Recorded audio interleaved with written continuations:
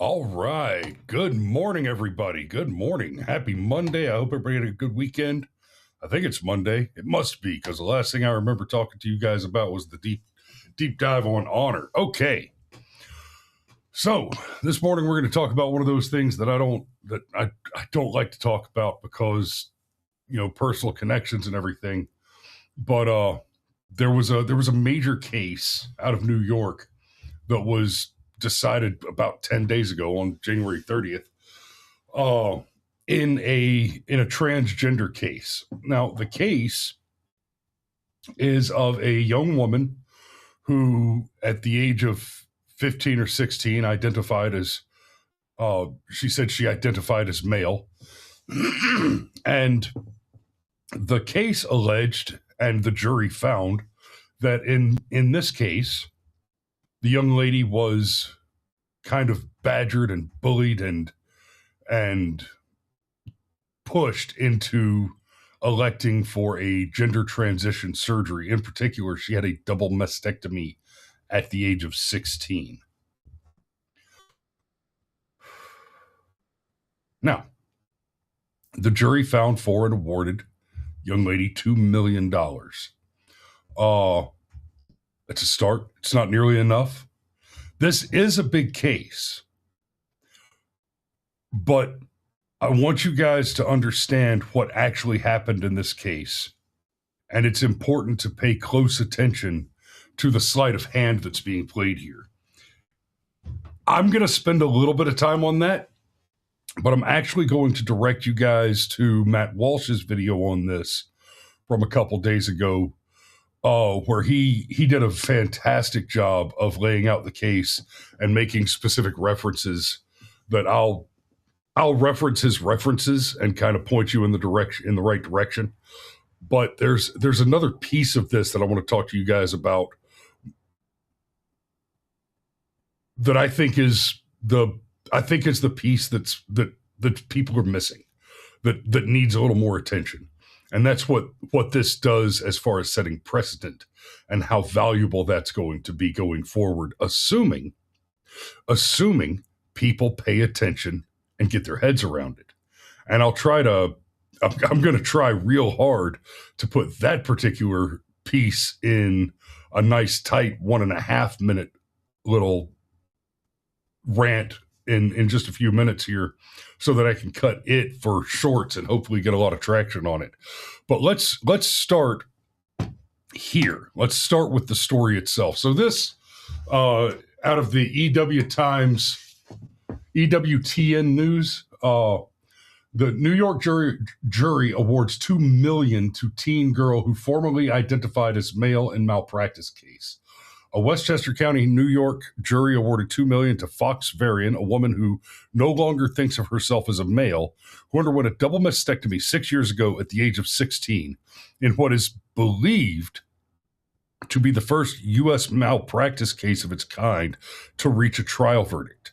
The jury found a psychologist and a plastic surgeon liable for medical malpractice in performing and supporting the 2019 breast removal surgery on Varian in order to treat gender dysphoria. The award includes $1.6 million for past and future pain and suffering, and $400,000 for future medical expenses, according to the Epoch Times.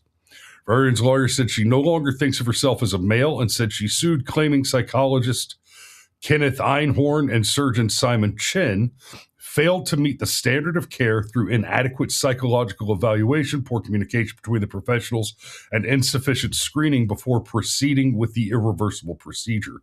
The case centered on whether the medical team properly assessed her mental health and readiness for gender-affirming surgery, marking a significant development in the growing number of such lawsuits in the U.S. There are a lot of lawsuits going forward in the U.S. on cases like this, and there is a major problem with this case. Now, we should all be happy that she won the case. We should all be happy that these two so-called doctors, these two mad scientists, these two fringe lunatics who abused this poor girl are being fined. And as a result, thank gods, malpractice insurance for anybody who practices the psychological, ideological, ritualistic sacrifice that is the entire gender ideology industry, their malpractice insurance just went up. And hopefully we'll see more cases like this. Like the article mentions, there are already several cases like this on the dockets going forward in courts across the country. And now all of those cases will be able to reference back to this one. Here's the problem with this case.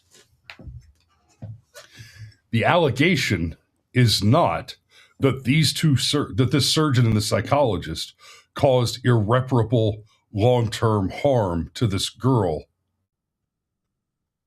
by doing something immoral, illegal, or dangerous, or damaging, or reprehensible, etc. No. This case, in fact, rests on the assertion that gender mutilation, that the mutilation of underage children, of children who are consenting on their own to have their bodies irreparably destroyed by sociopaths who hypocritically swore the Hippocratic Oath, it rests on the assertion that all of that is a perfectly legitimate moral and ethical practice. But, right, it is not the conclusion of this jury or this case that sociopaths Kenneth Einhorn and Simon Chin did something evil to this poor girl. Rather, the argument is that they did not correctly follow the procedures laid out. Essentially, they didn't fill out the right paperwork. There's an expert witness in this case. I forget the name off the top of my head. Lauren something or other.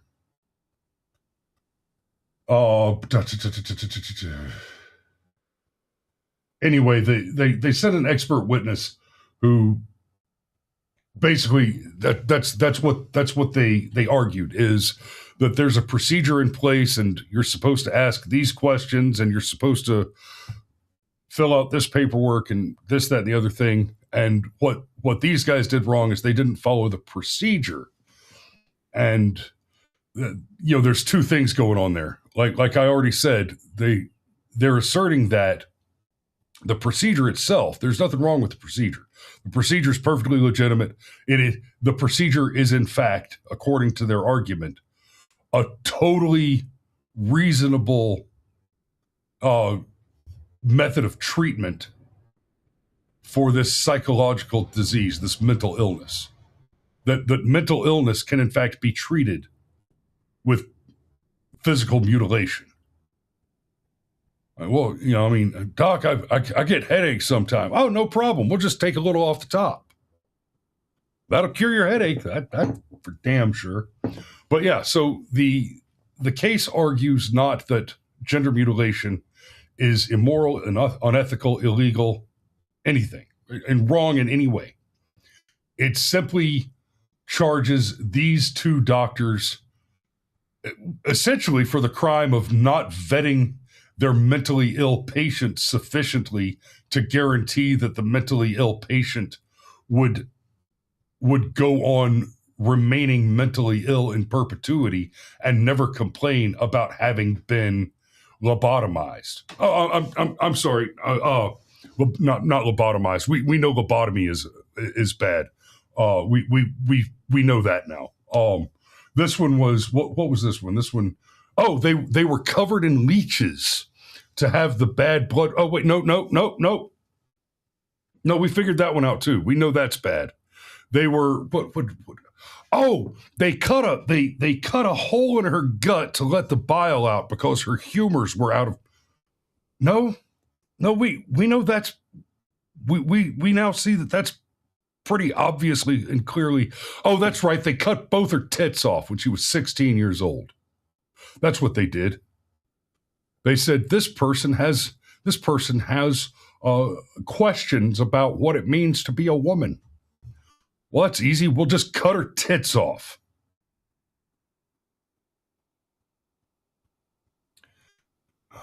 Cyber says, wait until you find out what they did to the guy who suggests hand washing. Yeah, that's another one. There's another one. Patrick says there are quite a few interview videos on YouTube with people who are detransitioning and the regret they have come to experience with having the surgery. Yeah, there's a lot of those. There's a lot of detransitioning going on right now. And the science on this, the statistics on this suggest that some 80% of children who express gender dysphoria grow out of it just generally. They just get over it. Right? And I don't know. I personally, I never went through that. I was always a boy until I was a man. And so I cannot quite understand, in the same way that I struggle to think of a comparison right now, but Cyber points out, yes, they grow out of it. Some wind up being gay, and fewer wind up being gay than don't. The majority of them just grow out of it and grow up to be normal adults. And if you can manage to grow up and be a normal, healthy, mentally stable adult, every now and then you can throw on a dress and some lipstick, and it's hilarious. But it is not the same thing. Not the same thing at all. Right? I've showed you guys some pictures in the past. I won't try to dig them up this morning, but I went dressed as a Disney princess for Halloween one year because my, at the time, 5 and 3-year-old daughters wanted us to all go as Disney princesses. I got a bunch of daughters. Okay, I can play with my kids. That's fine. But that's not the same thing. And guess what? None of my kids are confused. I have 4 healthy, mentally stable children who are not confused about their identities or their sexuality, right? Because for one, my 10-year-old and my 6-year-old are 10 and 6, and they don't need to be thinking about sexuality, sex. The 10-year-old is about ready to know that that girls are plumbed different than he is, right? The 6-year-old is at the age where, look, we don't talk about people's no parts, right? The 2 bigger girls, they're old enough to start being interested in people. And my about to be 14-year-old has a friend who's a boy that she basically only interacts with at the karate classes. And I've spoken to him a few times, and he's a lovely young man. Very sharp, very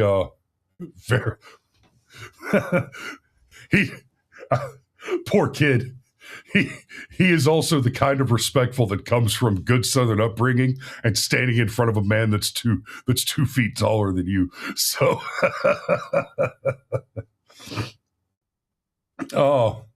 be controversial points, and this is essentially exactly what happened. 2 adult licensed medical professionals said the words, "She came to us with male pronouns. What else were we supposed to do?"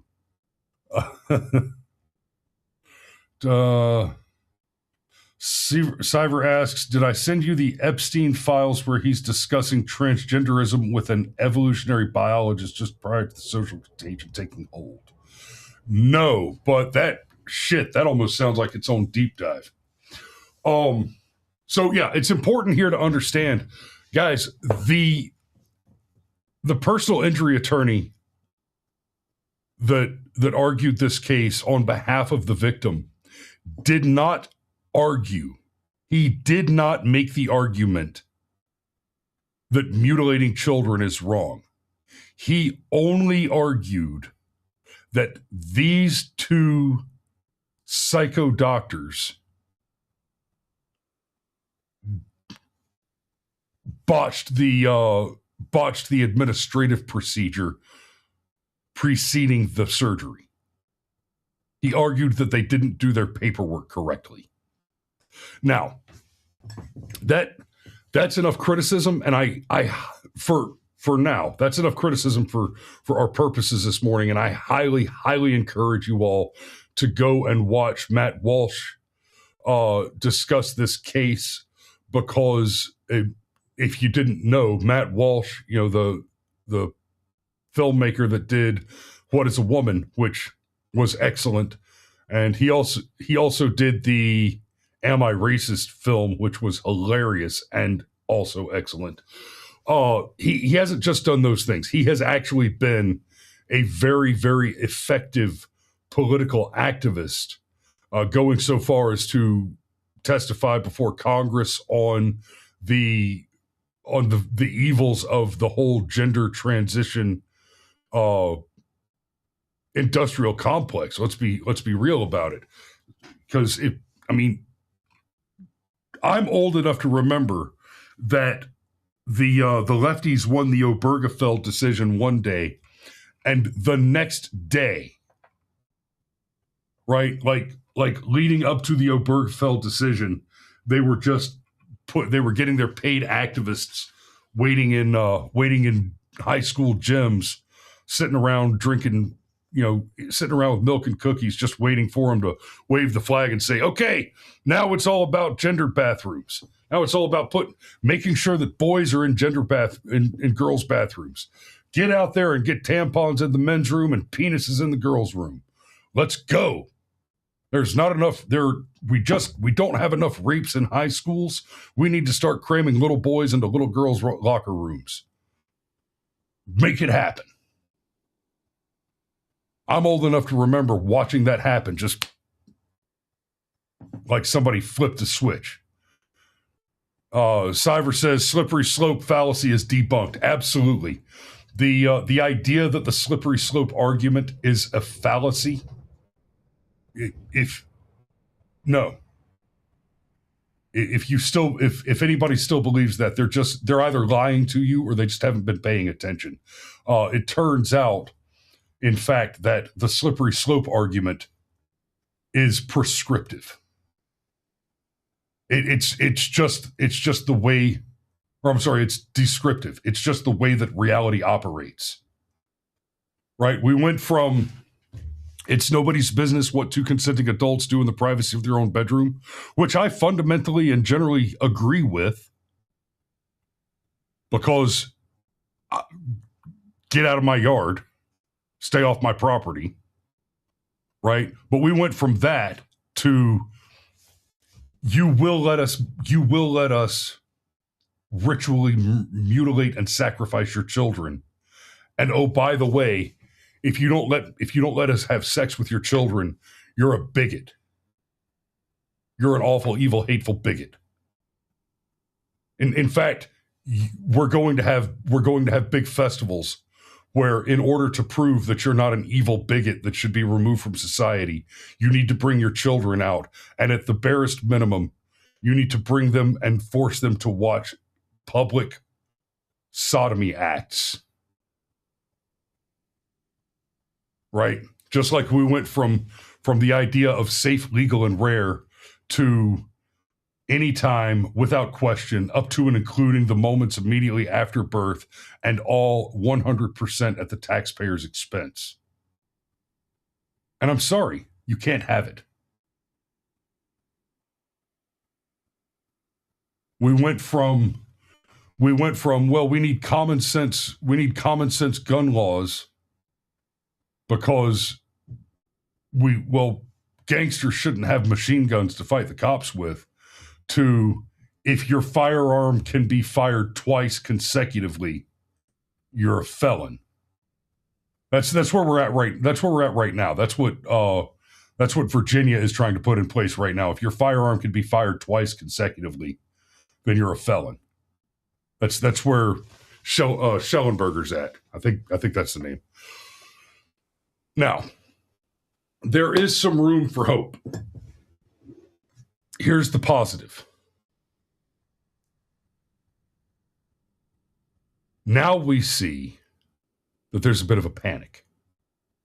Because what did happen here that's valuable is the representatives from the trans mutilation industrial complex came out with their gender affirming procedural doctrinal bishops, and they made the calculated decision to sacrifice these two doctors, Kenneth Einhorn and Simon Chen. They made the calculated decision to sacrifice the lives and careers of these two men on the altar of ecumenical politics in order to attempt to protect the entire body of gender mutilation, of child mutilation, and made the argument that these two guys did something wrong, but it's important to remember that the thing that they did wrong is not mutilate the body of an underage girl who could not legally give consent to such an activity in any other legal context. It's not that they destroyed a child's life. It's that they didn't do the paperwork right. So they came out and sacrificed these two people in order to protect the practice itself by couching the argument in the administrative procedure. But where's the silver lining? They did have to make that sacrifice. If there's one thing you can do with a suicidal enemy, it is to take advantage of their tendency.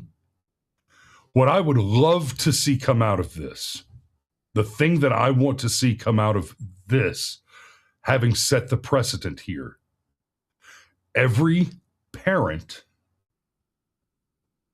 of a transgender child, and in this context, when I say child, I mean every parent of a transgender person who went through their transition before they were an adult, a legal adult, needs to sue. Not the children.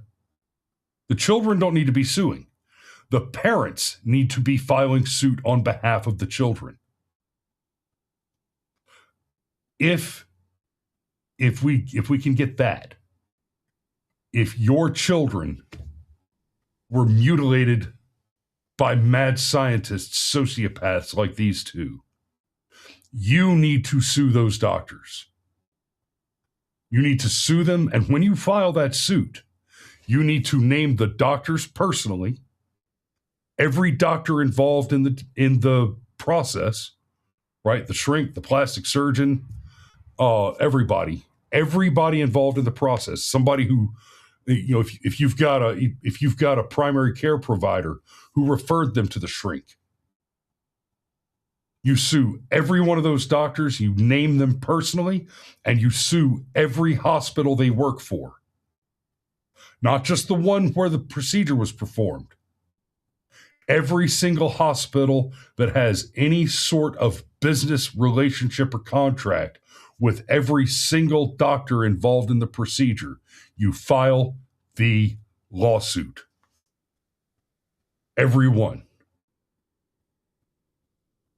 And in fact, if you happen to know someone, anybody who's watching right now, if you happen to know somebody who is a parent of a child like this, send them this video. Send them this video, and if you could put me in touch with some guys, you can always send submissions to the show at brushfiremind.com.